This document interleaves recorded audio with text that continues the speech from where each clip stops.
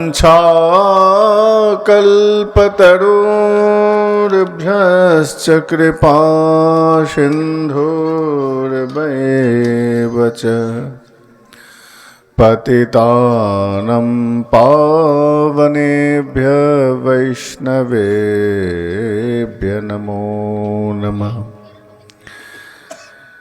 जय रूप सनातन भट्ट रघुनाथ श्रीजीव गोपाल भट्ट दास रघुनाथ। এই ছয় গোসাইর করি চরণ বন্দন, যাহা হইতে বিঘ্ন নাশ হয় অভীষ্ট পুরাণ। हरे कृष्ण कृष्ण कृष्ण हरे हरे, हरे राम राम राम हरे हरे। जय जय श्रीनिताय गौर शीतनाथ प्रमानंदे, हरि हरि बोल। जय गौर जय निताई। শ্রীল সুখদেব গোস্বামী পাদ ভাগবতের মধ্যে এক জায়গায় বলছেন, জানো পরীক্ষিত, এই কলির অনেক দোষ। এই কলির দোষ গুণা। একটু ইকোটা কমিয়ে দাও তো, হালকা করে ইকোটা কমিয়ে দাও, হালকা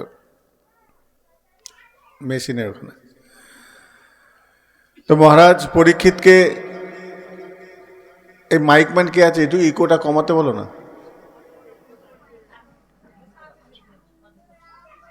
মানে রিপিট হচ্ছে কথা।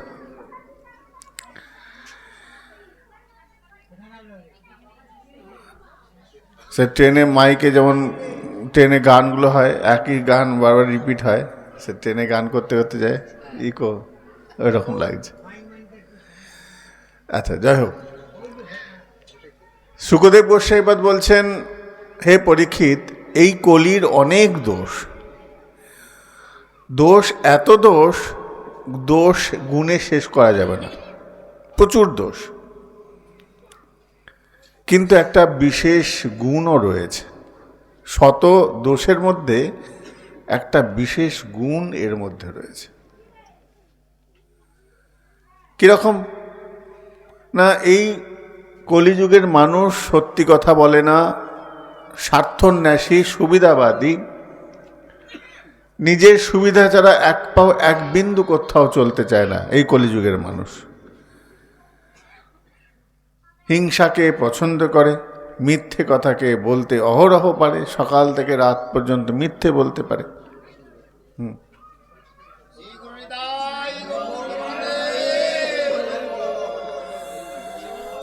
কিভাবে নিজের কাজ উদ্ধার করে নিতে হয় সেই বিষয়ে খুব ভালো অবগত আছে এই কলির মানুষ। অন্যায় কাজ করতে সিদ্ধহস্ত। এই কলির মানুষ অন্যায় করতে দ্বিধাবোধ করে না।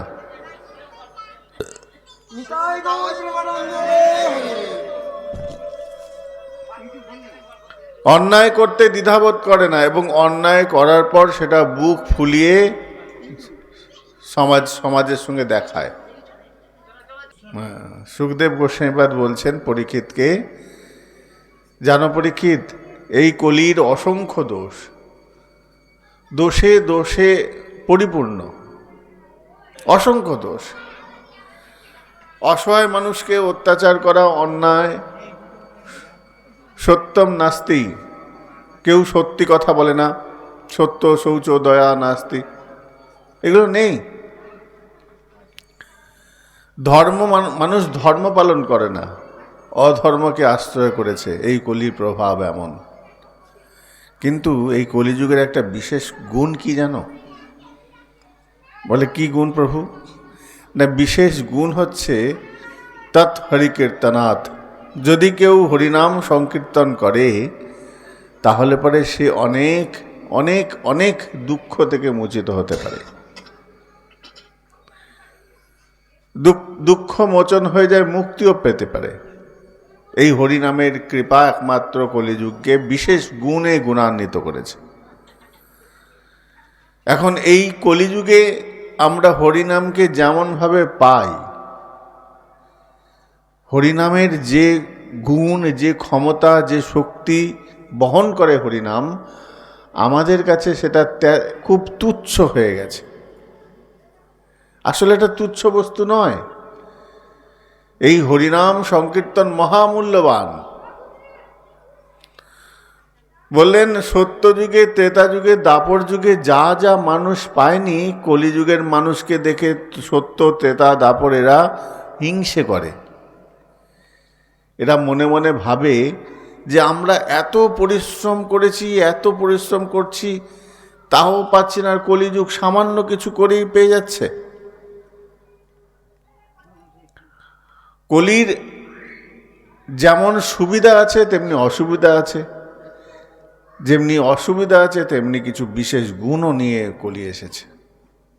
এটা কলিযুগের বিশেষ কৃপা বলতে পারি। অন্যান্য যুগে ভগবান এসেছেন, অবতার এসেছেন, কিন্তু কলিযুগের ভগবান যিনি এসেছেন তিনি পরম কৃপাময়। অন্যান্য যুগ অবতারের থেকে গৌর সুন্দর, আমার যিনি পরম কৃপাময়, যিনি আমার গৌর সুন্দর, তার কৃপাটা অন্যদের থেকে অনেক অনেক আলাদা, অনেক আলাদা।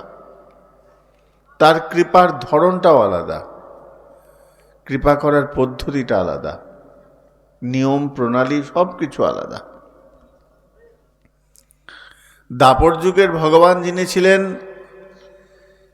তিনি অসুরত্বকে তো দমনই করেছেন, অসুরের শরীর থেকেও নিষ্কৃতি দিয়েছেন। ত্রেতাতেও তাই করেছেন। সত্যযুগেও যারা যে যে অবতার এসেছেন তারা করেছেন।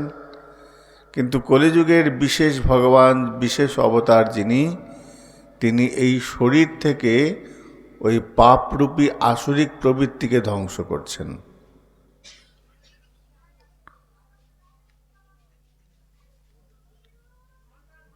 কি বলছেন? সামনে দিয়ে হাঁটাচলা করলে না খুব অস্বস্তি হয়।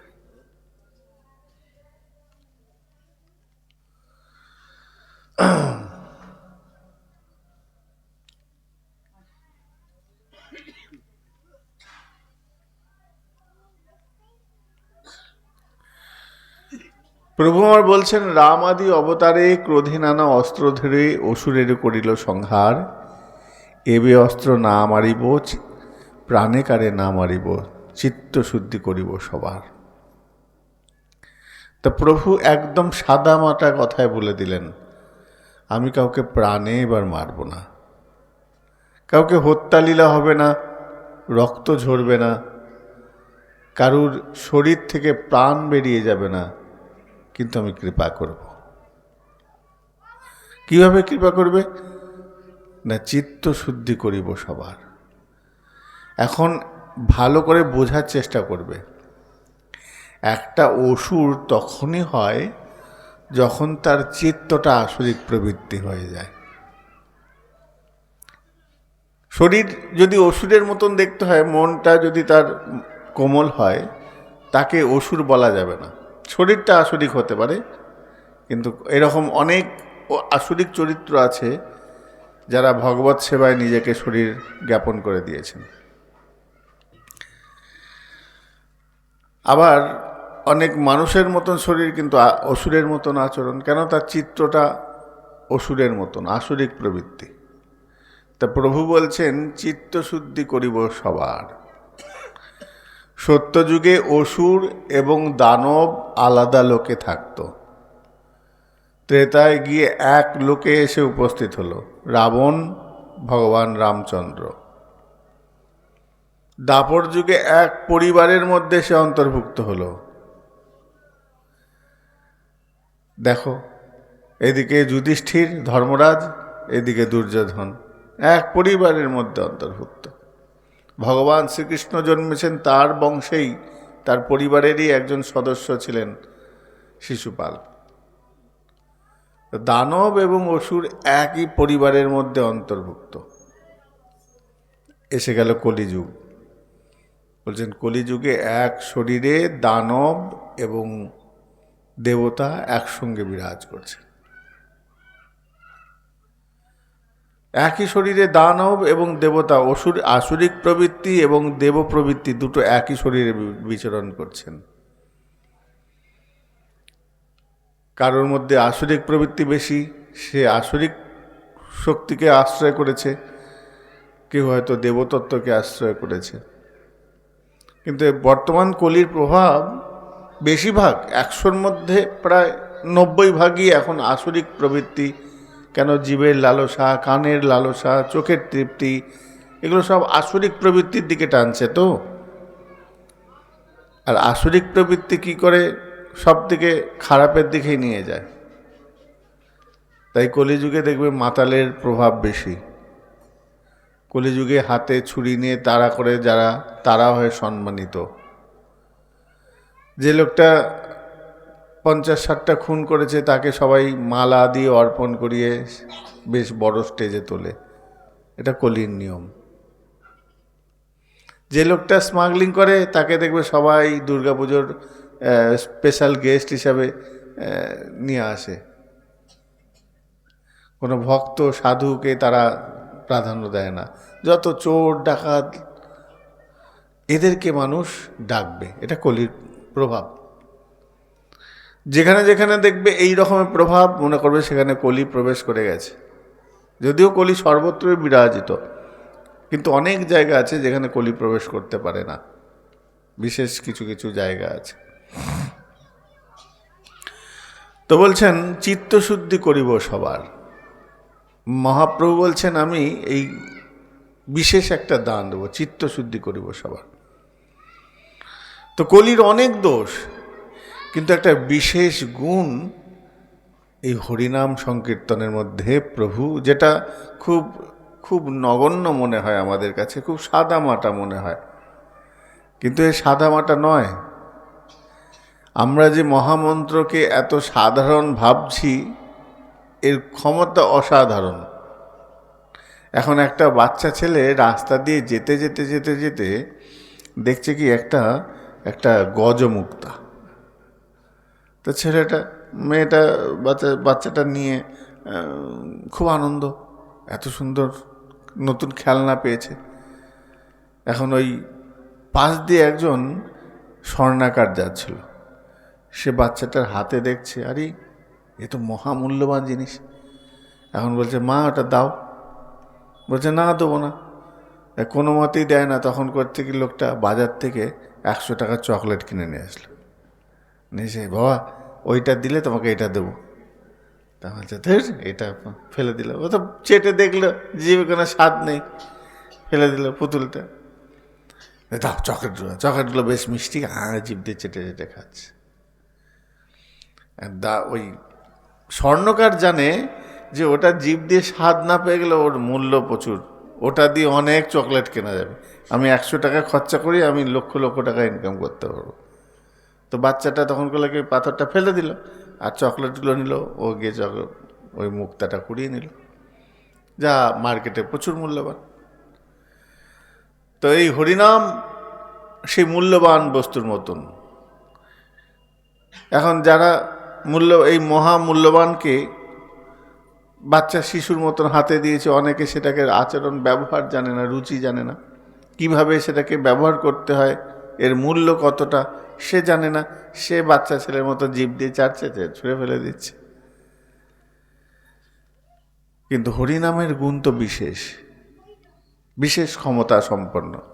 কেননা এই গোলকের প্রেমধন হরিনাম সংকীর্তন, এই হরিনাম সংকীর্তন এই ব্রজের, এই জগতের নয়, এটা গোলকের বস্তু। কিন্তু সাধারণ বোধ বুদ্ধি সম্পন্ন আমাদের মাথায় তো ঢোকে না। আমরা সুবিধাবাদী, কলির মানুষ সুবিধাবাদী। হরিনাম পেয়ে আমাদের তো কিছু লাভ হচ্ছে না।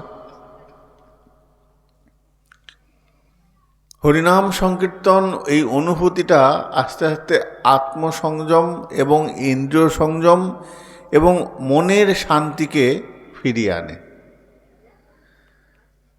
এটা কিভাবে আনে বলে, এটা অভ্যাসের দ্বারা আনতে হয়। আস্তে আস্তে আস্তে আস্তে আস্তে ভেতরের মধ্যে যে আবর্জনাগুলো আছে, মনে যদি অশান্তি থেকে থাকে, মনে যদি অন্যের প্রতি বিদ্বেষ থেকে থাকে, তাহলে আর এই মন্ত্রে কাজ করবে না। এই মন্ত্র তখনই কাজ করবে যখন যার চিত্তটা নির্মল। নির্মল চিত্ত যাদের, যাদের মনে অন্যের প্রতি কোনো নোংরা চিন্তা ভাবনা, কারোর ক্ষতি করা, কাউকে অন্যায়ভাবে কষ্ট দেওয়া, এই রকম প্রবৃত্তি যে মানুষের রয়েছে, তার কাছে এই মন্ত্র গেলেও ক্রিয়া করবে না। তাকে যতই ঠুসে ঠুসে দাও, তার মন্ত্র কোনো ক্রিয়া করবে না, সে তার রুচি অনুযায়ী কাজ করবে। তো মন্ত্র কাজ কার উপর কাজ করবে? মন্ত্র যার নির্মল চিত্ত, যার চিত্তটা নির্মল হয়েছে, সে মন্ত্র নেওয়ার সঙ্গে সঙ্গেই তার কাজ শুরু হয়ে যাবে। তার চোখ দিয়েও জল আসবে। হ্যাঁ, লোক দেখানোর জল নয়। এখনকার দেখবে লীলা কীর্তনীয়গুলো লোক দেখানো কীর্তন, ওগুলো নয়। লোক দেখানো চোখের জল নয়। চোখের জলটা আসবে নীরবে, নিবৃতে। হাউ হাউ করে কাঁদতে কাঁদতে চোখে জড়িয়ে ধরে কান্না, ওহ কি কান্না, ওই রকম নয়, অভিনয় নয়। কান্না সবসময় নীরবে, যেটা ভেতর থেকে হয়, যেটা হৃদয়ে দুমড়ে মুচড়ে যে ক্রন্দনটা আসে, সেটা নীরবে, উচ্ছ্বাসে হয় না, নীরবে কান্না হয়। তো কাউকে না পাওয়ার উন্মাদনা, এটা নীরবে হয়। আমার ভজন হলো না, এটা নীরবে হয়। এটা চিৎকার করে লোক দেখি হয় না, নিভৃতে। শ্রীমন মহাপ্রভু গম্ভীরা লীলায় ক্রন্দন করছেন, কিন্তু কেউ যেন দেখে না পেলে। তো ভগবত ভজনের নিয়মও আছে, ক্রন্দন আসবে নীরবে নিভৃতে। যেগুলো লোক দেখানো কাঁদছে, সেগুলো অভিনয়।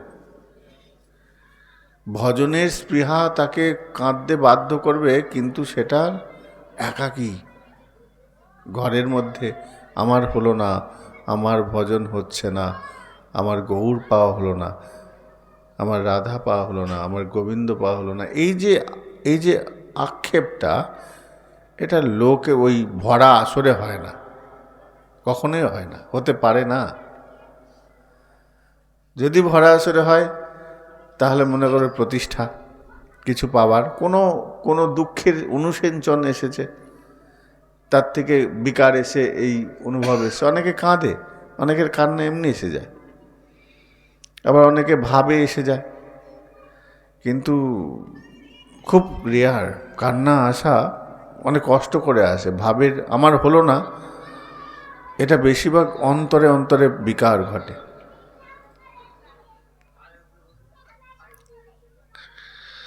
তো মহাপ্রভু এই বিশেষ অবদান, গৌরসুন্দর এই জগতে এসেছেন, কলিযুগ পাবন অবতার। আমরা ভোগের মধ্যে, ভোগ কীর্তনের সময় বলি, ভজ পতিত উদ্ধারণ শ্রী গৌরহরি। ভজ পতিত উদ্ধারণ শ্রী গৌরহরি। এই যে শ্রী গৌরহরি, ইনি পতিত উদ্ধার করেছেন। এখন পতিত বলতে কি বোঝাচ্ছে? না, পতিত বলতে যারা হরিনাম ব্যতীত, হরিনামকে আশ্রয় করেনি, যারা গৌর গোবিন্দকে আশ্রয় করে নাই, এই তাদেরকে পতিত বলছেন। পতিত মানে কিছু খেতে পায় না, অনাহারে, সেগুলোকে পতিত বলছেন না। এখানে পতিত বলতে যাদের মুখ দিয়ে কৃষ্ণ নাম উচ্চারিত হতো না, যাদের জিহ্বা হরিনাম করতে পারত না। আছে না, হরিনামে উদ্ধারিল তার সাক্ষী জগাই মাধাই। তো যে পাপিষ্ঠ জিহ্বা দিয়ে কৃষ্ণ নাম, পাপে এত শরীরটা পরিপূর্ণ যে তার জিহ্বা দিয়ে হরিনাম সংকীর্তন বেরোতে পারে না, সেই পাপীর মুখ দিয়ে হরিনাম সংকীর্তন করিয়েছেন। এই জন্য ভজ পতিত উদ্ধারণ শ্রী গৌরহরি। আমরা শ্রী গৌরহরির কীর্তন করি কেন? না, তিনি পতিতকে উদ্ধার করেছেন। যাদের উদ্ধার হবার কোনো আশাই ছিল না, মানুষ ধরে নিয়েছিল এ উদ্ধার হবে না, তাকেও এই কলিযুগ পাবন অবতার গৌরসুন্দর উদ্ধার করতে এসেছেন নামের দ্বারা। বলেন এত কিছু থাকতে নামকে আশ্রয় করলেন কেন? বলে নামের একটা বিশেষ ক্ষমতা আছে। নাম অপেক্ষা নামই অনেক প্রভাবশালী, মানে নামীর থেকে নাম। বললেন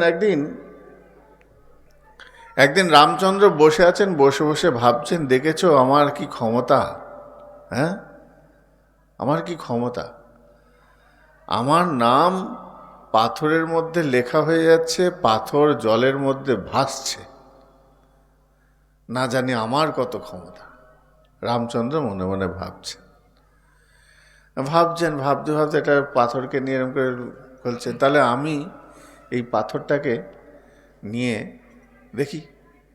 এদিক ওদিক তাকিয়ে দেখছে কেউ নেই, টকাস করে সমুদ্রের মধ্যে ছুঁড়ে মেরেছে, যেই মারতে জলের মধ্যে হুড় করে ডুবে গেল পাথরের খণ্ডটা। রামচন্দ্র ভাবছে কেউ তো দেখে ফেলল না তো, কেননা আমার নামে একটা বড় পাথর শিলা জলের মধ্যে ভাসছে, আর আমি পাথরটা নিজে ছুঁড়লাম, পাথরটা ডুবে গেল। মনে মনে ভাবছে, দেখেছো কেউ দেখে ফেলেনি, ভাগ্যিস, দেখে ফেলে তো আমার মান সম্মান একদম ধুলোয় মিশে যেত। পেছন থেকে কে যেন খুকুক করে হাসছে, এই কে হাসছে কে? প্রভু আমি দেখে ফেলেছি। আরে কি দেখে ফেলেছ? না তুমি প্রভু ওই যে পাথরটা ছুঁড়লে, পাথরটা ডুবে গেলে, তুমি ভাবছো যে আমার লেখা নাম, রাম লেখা নাম সেই পাথরের ভেসে রয়েছে, আর আমার লেখা আমি ছুঁড়ে দিলাম, ডুবে গেল। রামচন্দ্রের মনের কথা হনুমান ধরে ফেলেছে। বলছে, হনুমান সত্যি তুমি আমার মনের কথাটা ধরেছো। ভাই এ কি হলো বলো তো, তুমি দেখেছো তাও বাঁচোয়া, তুমি কাউকে বলবে না, কিন্তু আমার তো একটা মান সম্মান বড় প্রশ্ন হচ্ছে। আমি পাথরের মধ্যে আমার নাম লেখা, সেই পাথর ভাসছে, আর আমার নিজে পাথরটাকে ছুঁড়ে দিলাম, সে পাথরটা ডুবে গেল। এখন অষ্টসিদ্ধি নও নিধিকে দাতা, হনুমান হচ্ছেন অষ্টসিদ্ধি 9টা নিধির দাতা, দান করতে সামর্থ্য রাখেন, বলবিদ্যা একদম পরিপূর্ণ, বলবিদ্যা দেহ মহে। আমরা সবাই চাই তুমি বল দাও, বুদ্ধি দাও, বিদ্যা দাও।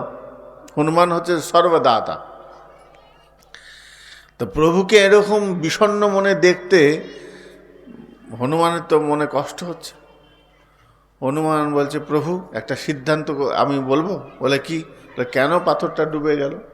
বলে বলো হনুমান, আমার তো মনে কষ্ট লাগছে, আমার নামে পাথর ভাসছে আর আমি ধরলাম। রামচন্দ্র দুঃখ পাচ্ছেন, কি অবস্থা। হ্যাঁ, বলছে, শোনো প্রভু, তুমি যাকে ধরে রয়েছো সে তো ভাসবেই, তুমি যাকে ছেড়ে দিয়েছো সে তো ডুববেই। বলে মানে তুমি রামচন্দ্র ওই পাথরের মধ্যে লেখা অবস্থায় রয়েছো, বিদ্যমান রয়েছো পাথরের মধ্যে, ওই পাথর খণ্ডের মধ্যে তুমি রাম বলে তুমি তার উপরে রয়েছো, কিন্তু ওই অভাগা পাথরের ডালাটার মধ্যে তুমি তো স্পর্শ করেছো, যেই ছুঁড়ে দিয়েছো তখন রাম হারা হয়ে গেল। তো রাম হারা সেই কখনো ভাসবে? যে রামের সঙ্গে জুড়ে রয়েছে সেই তো ভাসবে, তাই না? যে রামের সঙ্গে জুড়ে রয়েছে সে ভাসবে, যে রামের থেকে ছেড়ে গেছে সে ডুববে, আজ নয় কাল ডুববে। তো নামের তো একটা বিশেষ গুণ আছে, এটা হচ্ছে নাম মহিমা। তো নাম প্রভুর এক বিশেষ কৃপা। নাম শ্রীমন মহাপ্রভু নিত্যানন্দ প্রভু নিজে দান করেছেন। যে সংকীর্তনৈক পিতরৌ, এই সংকীর্তনের পিতা নাম প্রভু, যিনি নিজে স্বতন্ত্র কৃপাময়, কৃপা করতে পারেন। তাই নামের বিশেষ গুণ আছে। এই কলিযুগ পাবন অবতার গৌরসুন্দর আমাদের এই ধরাধামে এসেছেন, নিজে নাম উচ্চারণ করছেন। এই নামটা যে সাধারণ নয়, এটা প্রচারের জন্য, জগৎকে জানানোর জন্য শ্রীমন মহাপ্রভু নিজে হরিনাম সংকীর্তন করছেন। বলে নামের মধ্যে কিছু সংযোজনও করলেন। নাম মন্ত্র, তো মহামন্ত্রটা মন্ত্র। মন্ত্র তুমি যখন তখন উচ্চারণ করতে পারো না, মন্ত্র উচ্চারণের বিধি আছে। প্রথমে জিহ্বা শুদ্ধি, অন্তঃকরণ শুদ্ধি, গঙ্গার জল ছিটা দিতে হবে, যে আসনে বসছ আসনকে শুদ্ধি করতে হবে, তাই না? অঙ্গ মার্জন করতে হবে, অঙ্গে বিগ্রহ স্থাপন করতে হবে, অনেক কিছু করার পর, ন্যাস করার পর তারপর তুমি মন্ত্র স্মরণ করতে পারো। এদিকে বলছে হরিনাম মন্ত্র। রাত্রিবেলা জঙ্গলের পাশ দিয়ে যাচ্ছ, ঠান্ডা ঠান্ডা হাওয়া লাগছে, হরে রাম হরে কৃষ্ণ কৃষ্ণ কৃষ্ণ হরে হরে হরে রাম রাম রাম রাম হরে বলে দিচ্ছ। বলা কি যায়? মন্ত্র তো সব জায়গায় তো বলা যায় না, মন্ত্র সবসময় বলা যায় না। একটা ড্রেনের পাশ দিয়ে যাচ্ছ, সেখানে মন্ত্র উচ্চারণ করা যাবে না, বাসি কাপড়ে রয়েছে, মন্ত্র উচ্চারণ করা যায় না, তাহলে মন্ত্র বলছেন? এটা মহাপ্রভুর বিশেষ কৃপা।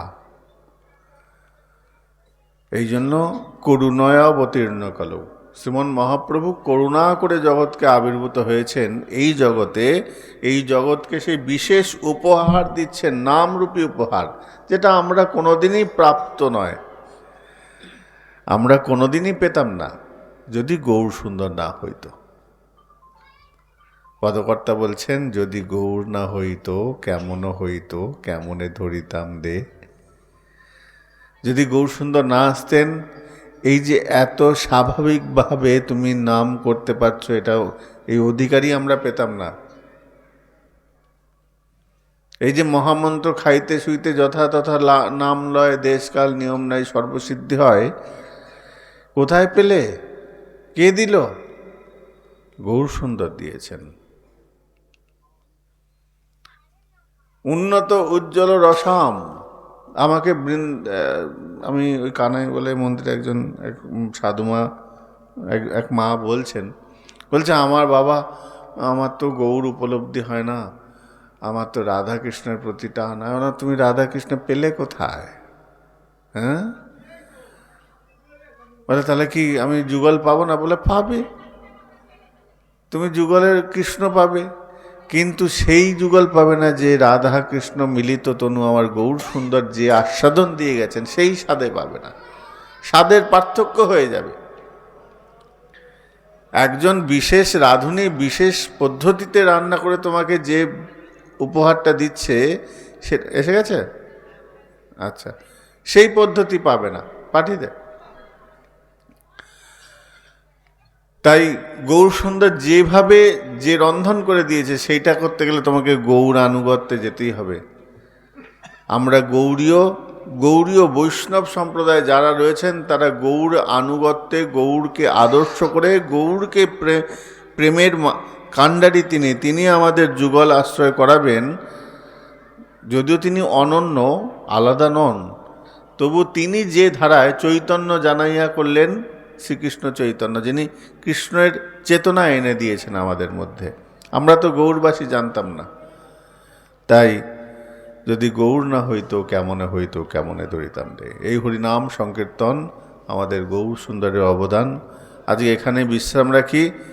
পরবর্তী প্রসঙ্গ, প্রপাদ 108 শ্রী নবদ্বীপ চন্দ্র গোস্বামী একটু হরিকথা বলবেন।